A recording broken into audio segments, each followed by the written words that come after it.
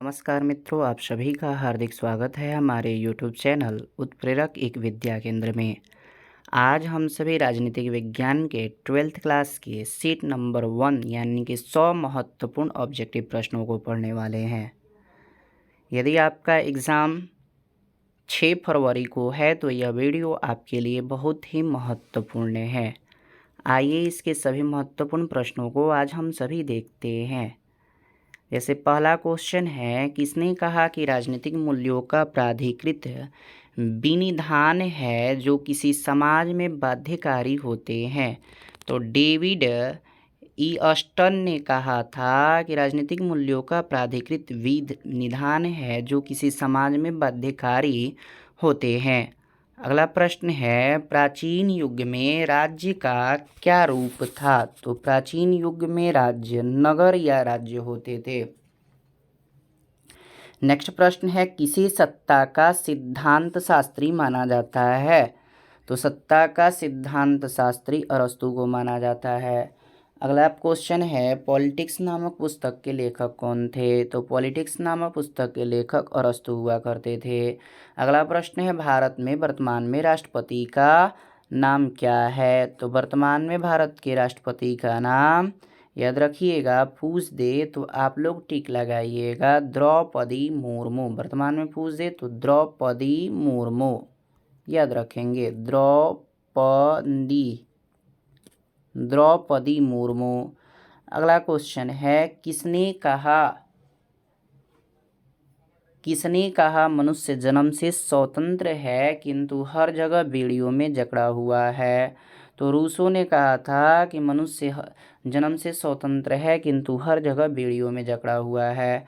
अगला क्वेश्चन है, निम्नलिखित में कौन मार्क्सवादी विचारधारा से संबंधित नहीं है? तो ऑप्शन नंबर ए, पूंजीवादी समाज मार्क्सवादी विचारधारा से संबंधित नहीं है।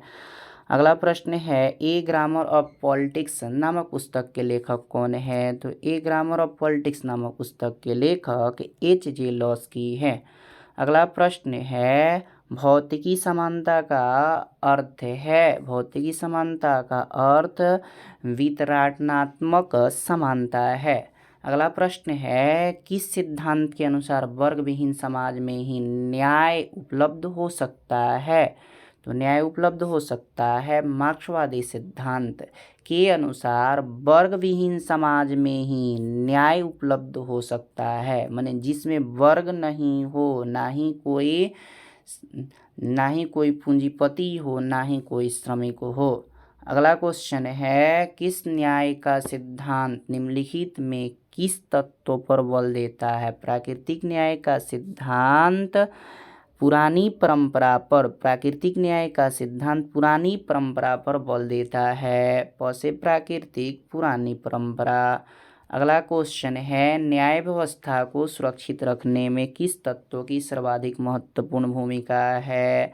तो प्रभावी विधिक व न्यायिक व्यवस्था का महत्वपूर्ण भूमिका है। न्याय व्यवस्था में सुरक्षित रखने में प्रभावी विधिक एवं न्याय व्यवस्था का महत्वपूर्ण भूमिका है। अगला प्रश्न है, निम्नलिखित में कौन सा अधिकार अंतःकरण की स्वतंत्रता पर बल देता है? तो राजनीतिक अधिकार अंतःकरण की स्वतंत्रता पर बल देता है। अगला प्रश्न है, किसने कहा कानून के बल के बिना अधिकार एक शब्द की तरह है जिससे मनुष्य की कोई सुरक्षा नहीं हो सकती?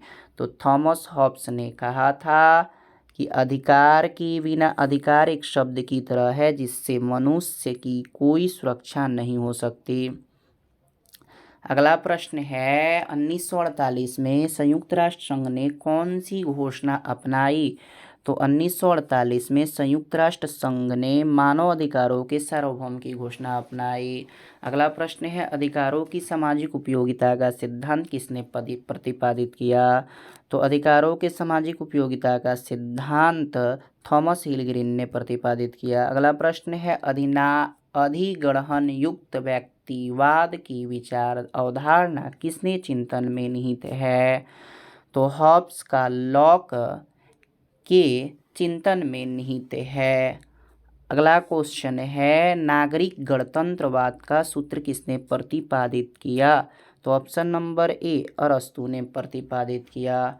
अगला प्रश्न है, नागरिक निष्क्रियवाद पदबंध प्रतिपादित किया? किसने? तो एंथोनी ग्रिडिंस ने। एंथोनी ग्रिडिंस ने नागरिक निष्क्रियवाद का सिद्धांत प्रस्तुत किया। अगला प्रश्न है, किसने कहा कि धर्म लोगों के लिए अफीम है? तो मार्क्स ने कहा धर्म लोगों के लिए अफीम नशा की तरह है। अगला प्रश्न है, किस विचारक ने युद्ध को क्रूर अनिवार्यता कहा? तो मैकियावली ने युद्ध को क्रूर अनिवार्यता कहा। अगला प्रश्न है, किसने कहा कि शांति कायरो का सपना है? तो मुसोलिनी ने कहा था शांति कायरो का सपना है। अगला प्रश्न है, अंतर्राष्ट्रीय शांति तथा सुरक्षा बनाए रखने हेतु 1902 में किस संगठन की स्थापना हुई?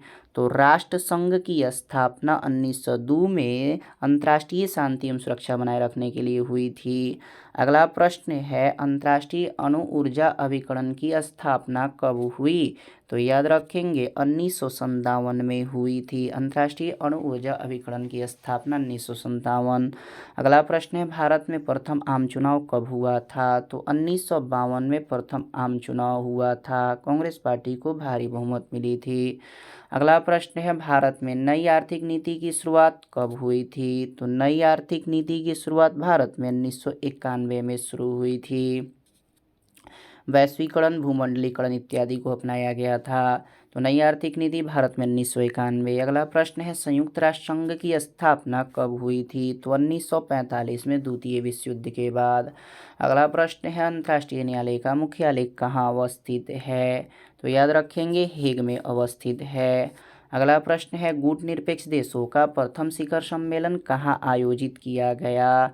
तो गुटनिरपेक्ष देशों का प्रथम शिखर सम्मेलन बेलग्रेड में आयोजित किया गया। अगला प्रश्न है, किस वर्ष में पश्चिमी राष्ट्रों ने नाटो की स्थापना की? तो नाटो की स्थापना 1949 में हुई थी पश्चिमी राष्ट्रों के द्वारा। अगला प्रश्न है, शीत युद्ध के दौरान जर्मनी का एकीकरण किस वर्ष में हुआ? तो जर्मनी का एकीकरण अक्टूबर 1990 में शीत युद्ध के दौरान हुआ था।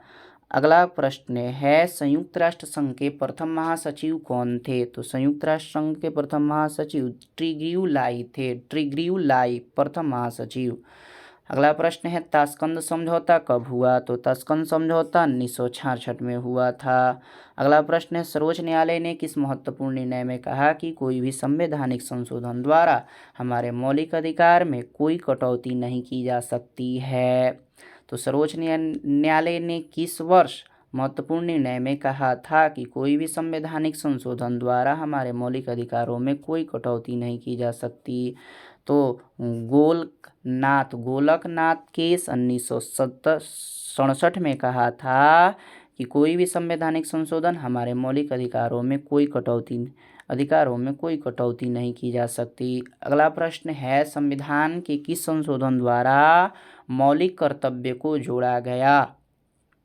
तो 1976 का 42वां संशोधन के द्वारा मौलिक कर्तव्यों को जोड़ा गया। अगला प्रश्न है, देश की रक्षा करने का कर्तव्य किस कोटि में आता है? तो देश की रक्षा मौलिक कर्तव्य है। देश की रक्षा करना मौलिक कर्तव्य में आता है। अगला प्रश्न है, चुनाव अंक या कोटा निकालकर मतों की गणना किस प्रणाली के अंतर्गत की जाती है? तो चुनाव अंक यानी कि कोटा निकालकर मतों की गणना आनुपातिक प्रतिनिधित्व प्रणाली के अंतर्गत आती है। अगला प्रश्न है, कैबिनेट में मेहराब की आधारशिला किसे कहा गया? तो याद रखेंगे प्रधानमंत्री को कैबिनेट में मेहराब की आधारशिला कहा गया। अगला प्रश्न है, राज्यों के शासन में किसे केंद्र का अभिकर्ता कहा जाता है? तो राज्यपाल को कहा जाता है। अगला प्रश्न है, राज्यसभा के सदस्य के लिए कितनी न्यूनतम आयु निर्धारित की गई है? तो आयु 30 वर्ष से कम न होना चाहिए, 30 वर्ष से अधिक यदि राज्यसभा का सदस्य होना है। तो राज्यसभा में सदस्यों का कार्यकाल कितने सालों का? तो 6 वर्षों का होता है। लोकसभा में 5 वर्षों का होता है। विधानसभा में 5 वर्षों का होता है। राज्यसभा में 6 वर्षों का होता है। अगला प्रश्न है, दोनों सदनों की संयुक्त बैठक की अध्यक्षता कौन करते हैं?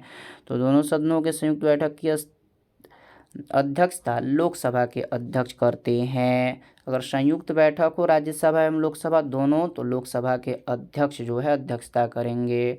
अगला प्रश्न है, नई अखिल भारतीय सेवाएं स्थापित करने की दृष्टि से विशेष महत्व किसका है?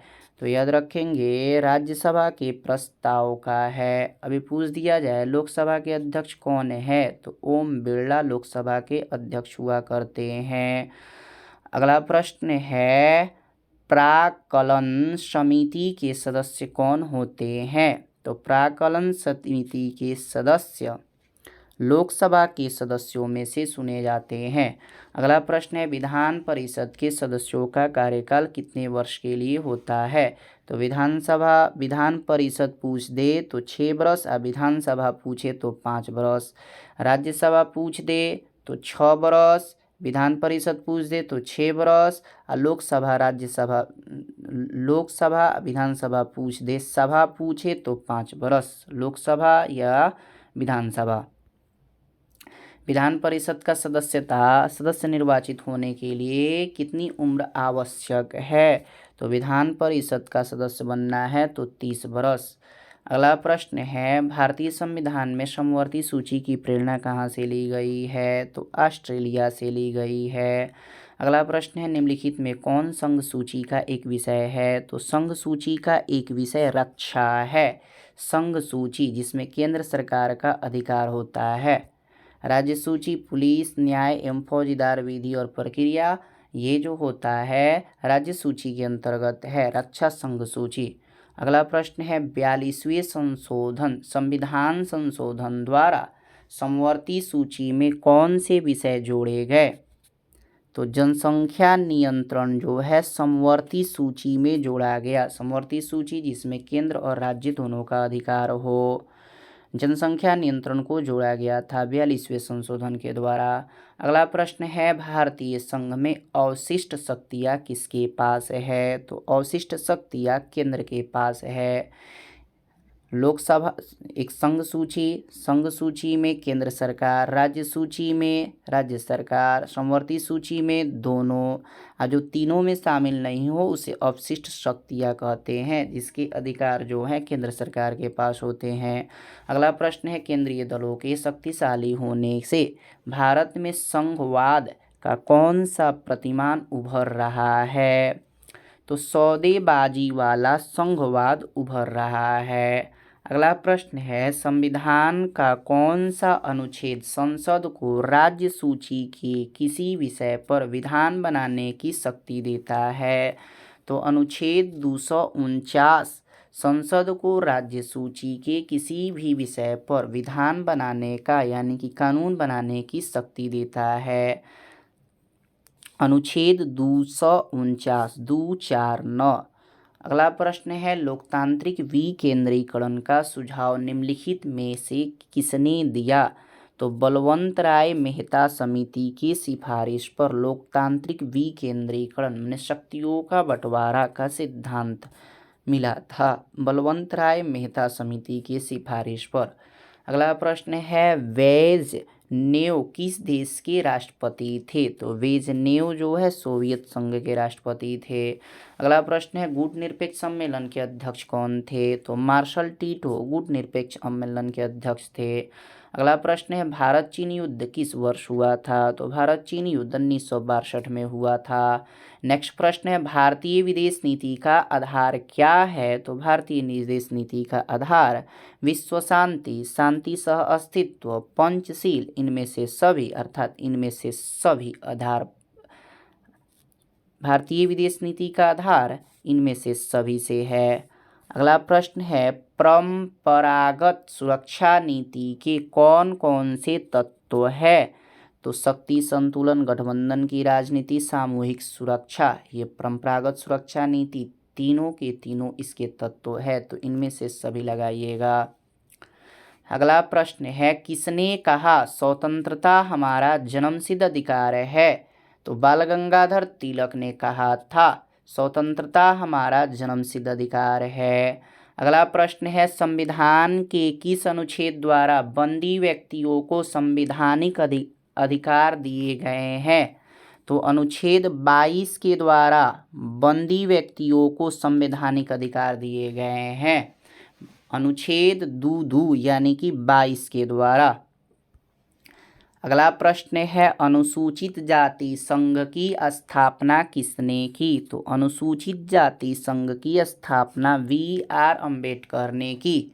भीमराव अम्बेडकर अनुसूचित जाति संघ, अनुसूचित जाति, पिछड़ा जाति भीमराव अम्बेडकर ने की थी।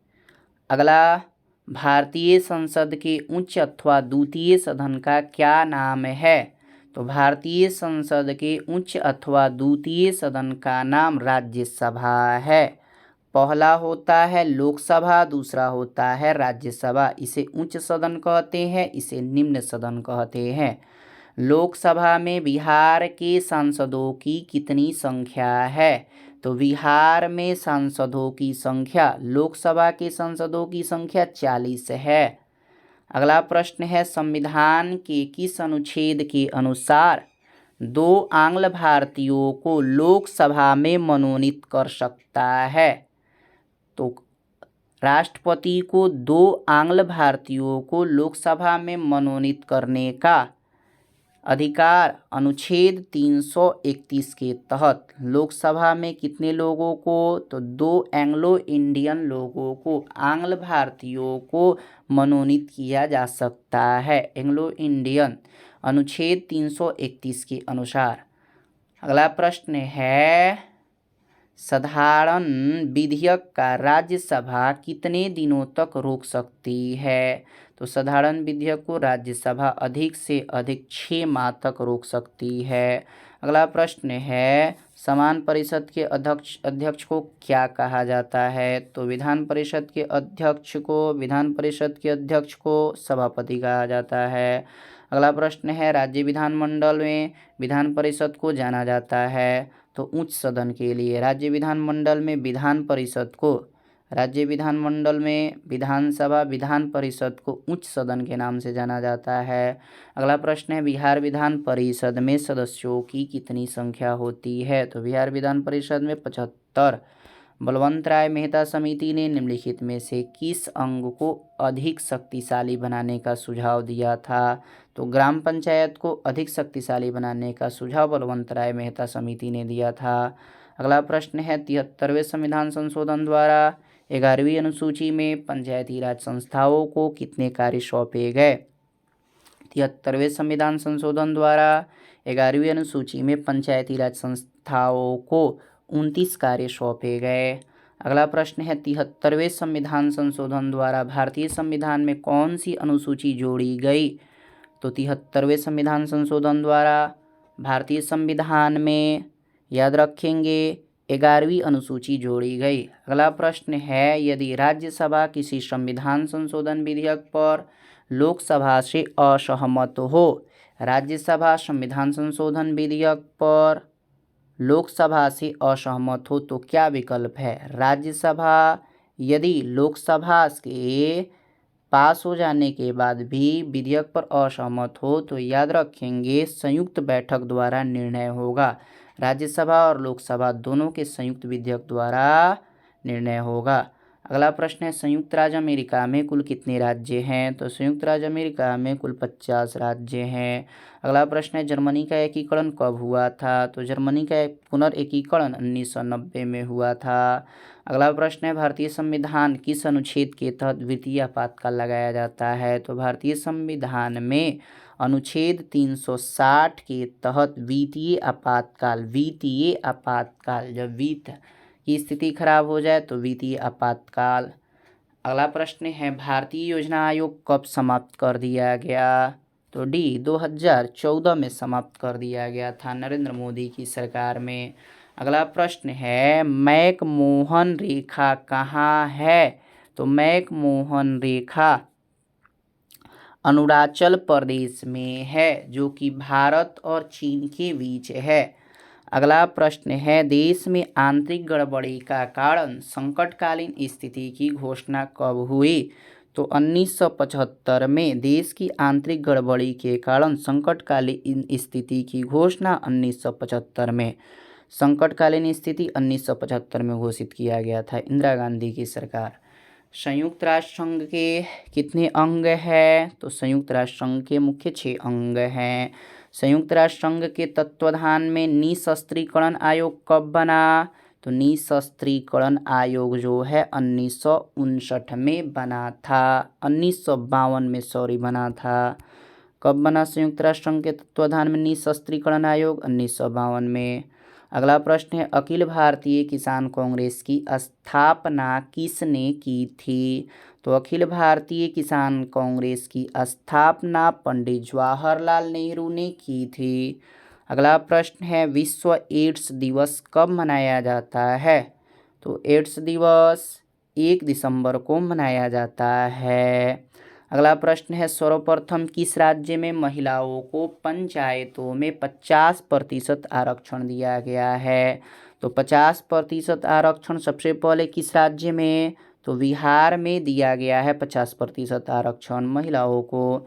अगला प्रश्न है, विधानसभा की बैठकों में गणपूर्ति के लिए कम से कम कितने सदस्यों की उपस्थिति आवश्यक है?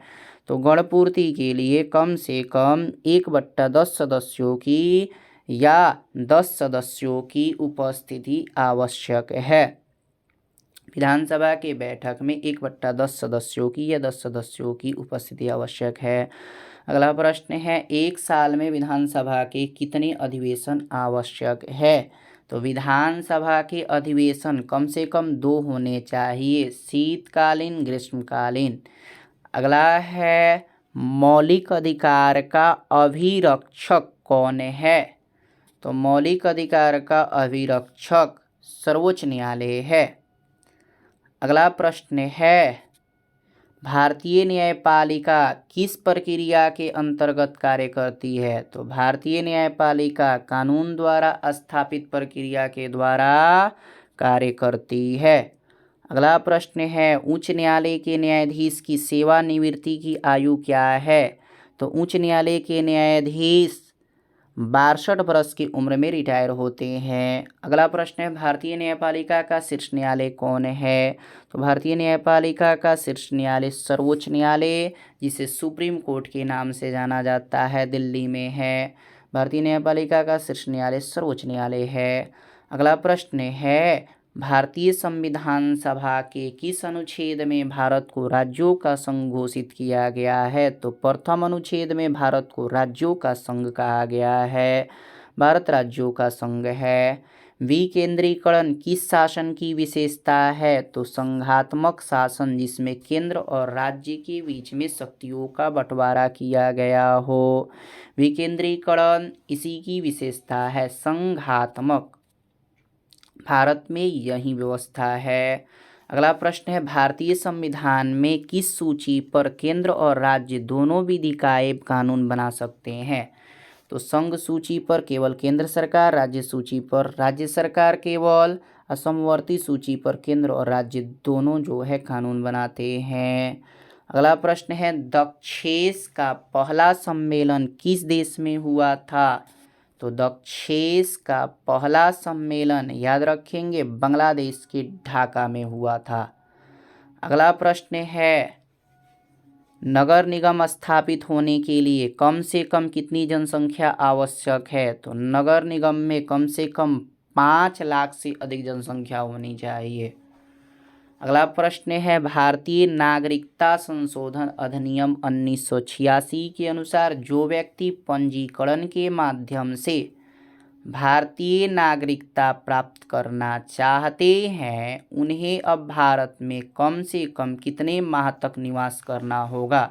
तो भारत की नागरिकता चाहिए तो भारत में कम से कम 7 वर्ष तक रहना होगा, पहले 10 वर्ष था। अगला प्रश्न है, हमारी नियोजन व्यवस्था किस विचारधारा पर आश्रित है? तो हमारी नियोजन व्यवस्था लोकतांत्रिक समाजवाद पर आधारित है। अगला प्रश्न है, किस पंचवर्षीय योजना में गरीबी हटाओ कार्यक्रम को विशेष स्थान दिया गया था? तो याद रखेंगे 5वीं पंचवर्षीय योजना में गरीबी हटाओ कार्यक्रम पर विशेष स्थान दिया गया था 1974 से 1979। अगला प्रश्न है, किस संविधान संशोधन के द्वारा नगर निकायों को संवैधानिक दर्जा दिया गया?